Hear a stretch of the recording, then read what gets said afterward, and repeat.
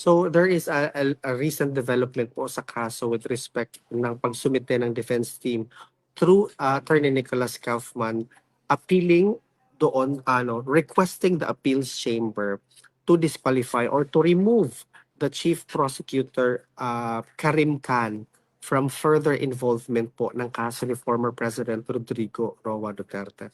I do hope that you are going to um, share this very vital information para po maiparating natin sa ating mga kababayan kung ano po yung development ng kaso.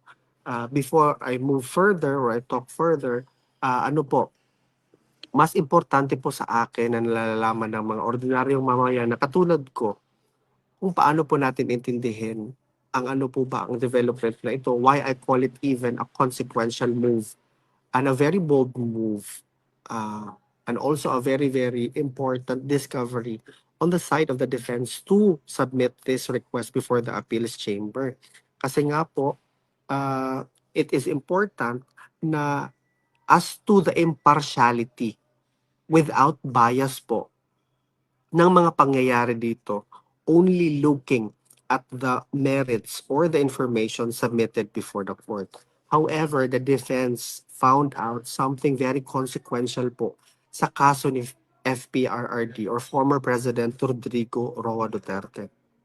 Yes po, ma'am, mas kalmado na po ako ngayon.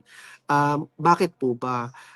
The defense team or the lead counsel argued, number one, that in his capacity as a private lawyer, now the chief prosecutor, which is, by the way, right now on leave because of the prosecution hurled against him with respect to misconduct, sexual misconduct or whatnot, which is, by the way, a different matter to this case, but also it is important to highlight two arguments by the defense team. Uh, number one daw, sorry. Number one daw, kasi si attorney or chief prosecutor Khan did not disclose that in his official capacity as a private lawyer, he represented the alleged victim of the war on drugs, mga kababayan. On top of that, he did not disclose that when he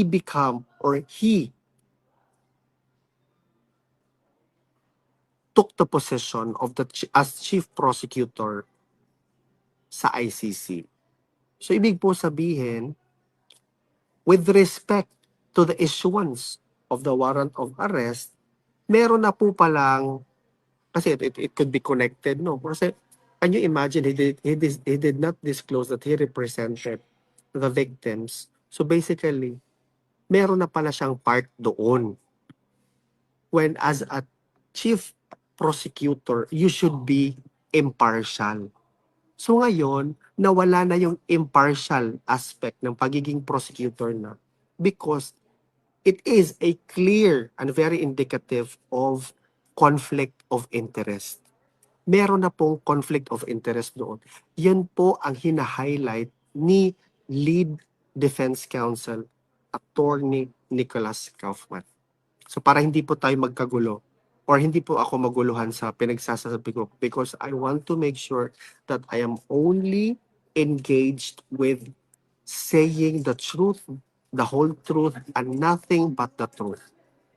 Yun po. Importante po na mapaintindi natin sa ordinaryong mamayan na katulad ko na yun po on that very ground alone, under the ICC rules, it could be a ground for disqualification of the chief prosecutor, Karim Khan. One should wonder, in as far as impartiality is concerned, in order to make sure that the process before the ICC as to its, how do I say that?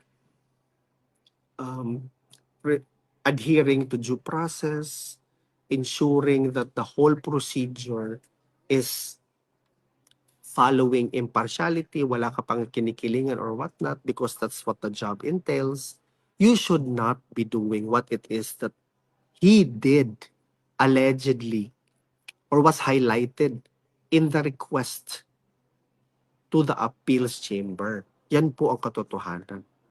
So meron na po palang partiality doon sa ginawa niya na on the one hand, he represented the victims of the alleged victims of the war on drugs, and on the other hand, he acceded to becoming the chief prosecutor sa ICC mismo. And he did not disclose that. That talks a lot about his credibility. It talks a lot about his supposed impartiality, which what the job entails. Kaya po consequential ito. Very consequential ito because I'm pretty sure that the defense team will basically raise this before the court, and the court should decide immediately na i-disqualify talaga si Chief Prosecutor Karim Khan. Kasi should he surmise or come out unhinged doon sa kasong pinoprosecute siya ngayon with the sexual misconduct. That's why nga, di ba, nag-ano muna siya, nag-leave of absence ata. In order for him to face these alleged charges against him, should he surmise and he comes out unhinged, then, being the chief prosecutor, he will be very much, again, be involved. That shouldn't be the case. Kasi nga, the ICC, with its image in the international community, has a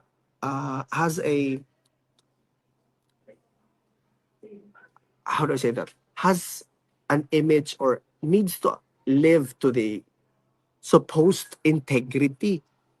Meron po silang dapat iingat-ingatan. Now, ngayon mga kababayan, kung ang proseso po doon mismo sa ICC ay hindi pala sa simulat sa pool, meron na palang integrity issue, meron na palang conflict of interest, dapat yan. You should redact everything. You should go back. You should retract from everything that you have done. And can you imagine if this could all point out some sort of a domino effect ba? Dapat pala hindi ka naglabas ng warrant of arrest. Dapat pala hindi mo yan kinulong for almost 150 days. 5 months na siya. Almost 5 months. 'Di ba? Yan po yung punto doon mga kababayan. If you want to read further, marami pong mga redacted information doon sa submitted documents, no? But if you want to read further and be able to know more the information with respect dito sa submission ng defense team, you can visit the ICC website. Sa lahat ng mga taong nagsasabi na gawa-gawa ko lang tong statement to, hindi po. This is officially coming from the submission mismo ni Attorney Kaufman as the lead counsel ng defense team. So mga kababayan, i-share po natin ito. Mag-react po tayo. Let the whole world know we need to be part in this particular, very, very vital pleading of the entire nation. This is no longer just about one guy or the former president. This is about us and our independence and our sovereignty. Diba? Can you imagine? If they continue to hear out this case when in fact there was already a conflict of interest to begin with, this is already what perhaps other would think as a fruit of the poisonous tree. Nagsimula na pala to sa conflict of interest, meron na palang partiality dito. There is already a bias in this regard. Why are we going forward in this? Why are we going further in this rather? Diba? Ako mismo mga kababayan, I am filled with so much rage of emotion. Kasi dito pa lang, bakit ngayon lang ito natin nalaman when in fact it could have been, or if it was disclosed before. Kasi nga, doon din sa pleadings, nalaman nila through a series of communication Doon nila nalaman, ganoon pala. So, it should have been incumbent upon the Chief Prosecutor Karim Khan to disclose this matter voluntarily. It should have been disclosed, most especially if it entails or it jeopardizes the integrity of the entire institution. Yun po ang katotohanan. And now, even our government partied to the machination. You surrendered, or other people perceived it as you allowed a former president, a former head of state, a Filipino individual to be judged by an international tribunal. You forced him to go hop onto that plane and flew how many hours just to travel to the Netherlands, and for ICC to accept him under their custody, 'di ba? Yan po yung iniisip ko, mga kababayan. That's why this is very consequential to the case of the former president. Na dapat talaga ipaalam to sa buong mundo. Let's spread the news. It is the job of the mainstream media and all the Filipinos and all the vloggers. Everyone should party to the development of spreading this very, very crucial information, mga kababayan. Let us be part of this. In the grander scheme of things, we are all Filipinos. Let us avoid and let us cross the boundaries of our differences. Let us be united in this. This is about the man who stood for the Philippines and all the Filipino people in order to save us from the brink of becoming a narco state. He is sacrificing inside of the ICC detention facility for more than 5 months now. And it is up to us rather, Filipinos, to move and to be part of this. Honestly, I want to shout, but I cannot because I am in a very, very secluded area. I want to shout for freedom. I want to shout and urge everyone to be part, to take part, an active role in this. The truth in time will side to the righteous. That's what happened to the Vice President, Inday Sara Duterte. The truth sided with her because she has done nothing. The bogus submission of the articles of impeachment, which are highly questionable, and it has even been declared unconstitutional by the very body that which should have handled this internal matter. Totoo lang. Maraming salamat po, Carolina, on air. It could have been handled by our Supreme Court and all of our highly abled and highly skilled justices of the Supreme Court. When are we going to act? When are we going to be part of this? When are we going to move as one? We should be in solidarity talaga. Yan po ang pinakapunto. This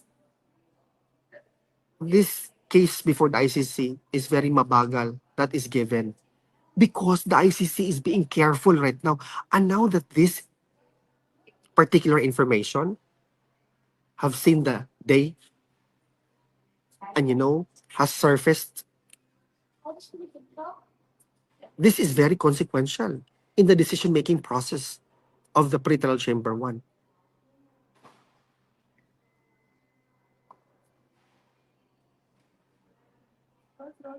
Ano daw, masabi niya? Moving forward, since the government indicated that there's no impartiality done, my question is 10. Moving forward, since Attorney Kaufman indicated that there's no impartiality done by the lead legal counsel of the prosecution, there's no such thing as lead legal counsel of the prosecution, ma'am. Ang ibig sabihin po is the chief prosecutor, if that's what you're referring to. Indeed, there shouldn't be no warrant of arrest. He shouldn't have been brought inside the ICC detention facility. Opo, we are talking about a very, very, very important information. There is a conflict of interest. And in this proceeding, it attacks the integrity of, in this case, the chief prosecutor of the office of the prosecutor. Sabi ni Mildred Ambolen Denstrom, I don't understand why they detain him because he's not accused. Why they don't let him go home for his country? Okay, I will answer that, ma'am. The detention of the accused individual is not actually a a judgment. It is a, how to say that, a mechanism of the ICC to ensure that the person all throughout the trial will be present. So it's not actually imposition of, yeah, you allegedly committed crime, so this is your uh, parang magdusa ka dyan. Hindi po. This is only a guidelines, a mechanism of the ICC just to ensure that the proceeding will be continuous. Hindi po ito judgment sa kanya. So again mga kababayan, yun lang po, kinlaro ko lang po yung punto ko. At saka I hope that everyone will share this live, make people know whatever it is that's happening right now, especially right now. This is a very consequential move from the defense team. And I'm pretty sure that this will create a domino effect that will lead to the freedom of the former president. Mga kababayan talaga. Time is of the essence and time will reveal that soon our former president did nothing and that justice will side with him. Ako po si Alvin na nagsasabing, ilaban po natin ito hanggang sa dulo. Syukran mga kababayan at magkita-kita po tayo sa susunod na kabanata o sa susunod na development. Mabuhay po kayo.